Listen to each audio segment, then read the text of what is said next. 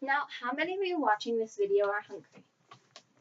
Do your stomachs rumble with the thought of a refreshing watermelon or the cool, crisp taste of a salad?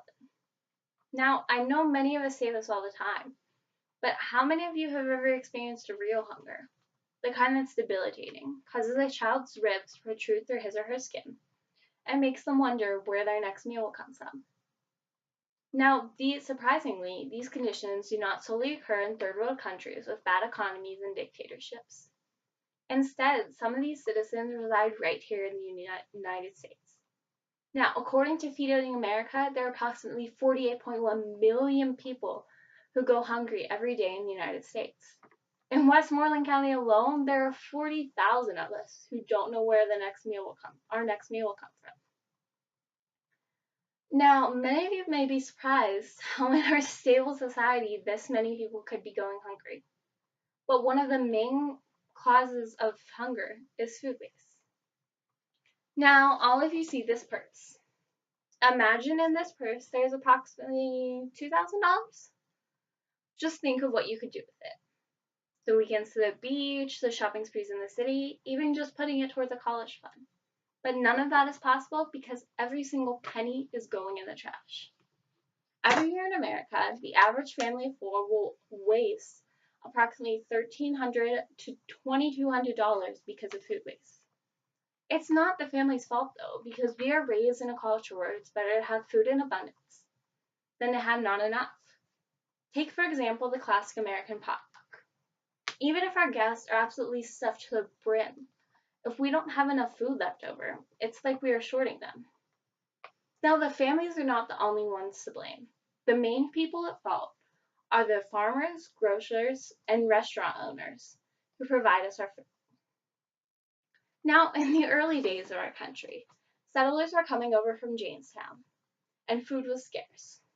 If it wasn't for the Native Americans showing us how to be resourceful with our food, we would have never survived.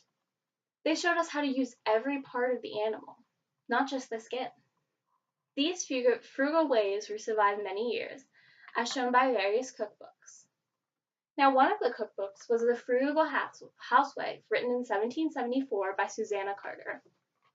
In this cookbook, there's a recipe called humble pie, which includes the heart, liver, and entrails of a deer, things none of us could imagine eating today. Now, even in the 19th century, during the frontier days, when people were crossing the Oregon Trail, if they weren't careful with their food rations, they would quickly perish. It was not until after the Great Depression and the First and Second World Wars that people became careless with their food. During the World Wars, it was seen as a citizen's patriotic duty to end food waste. Many propaganda posters would insinuate if you weren't ending food waste, you were helping the other side. Now, I remember my mom always telling me about stories where my grandfather had to survive on ketchup sandwiches during the Great Depression, which was just a few years before the Second World War. None of these people had ever experienced an abundance of food. So after the Second World War was over and food prices drastically decreased, they began to buy however and whatever type of food they want, in great amounts of quantities. Now, with food prices constantly decreasing more and more, Americans are buying more food than we will ever need. Now, one of the many problems is the generation gap does not help this. The baby boomers remember what it was like to experience hunger, since some of them have experienced this depression era. But millennials like myself have never experienced true hunger, and we cannot relate. So many of us do not see why we have to save food. Also, many of us have never produced food by our own hands and preserved it ourselves. We can no longer rely on our knowledge of the food or our sense of smell, and instead we are strict to follow the expiration dates. Many of us don't even know the difference between the sell-by and the expiration date. Some of us say this all started to happen when we moved away from our agrarian roots. Now, during the Great Depression, people were only able to survive by growing their own food. During these times, they could not go to the nearest Giant Eagle or Walmart to purchase their food. This made them appreciate their produce because it came from their own two hands. It created a bond.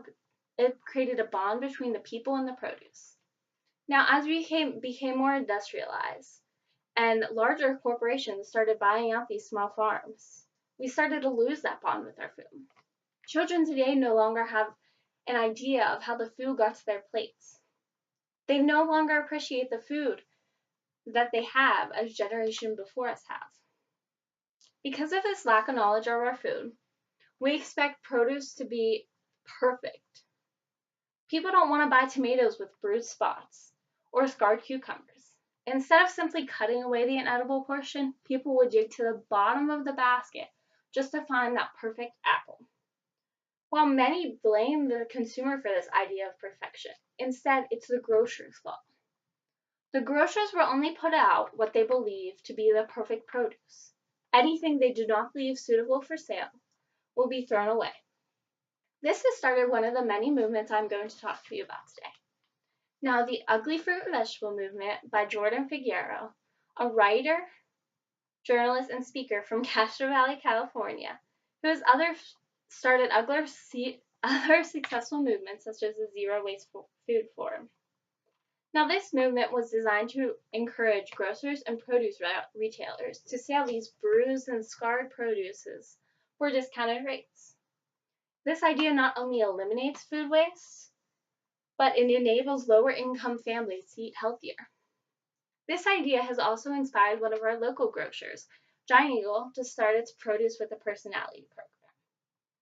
This offers the damaged and discolored produce at discounted rates.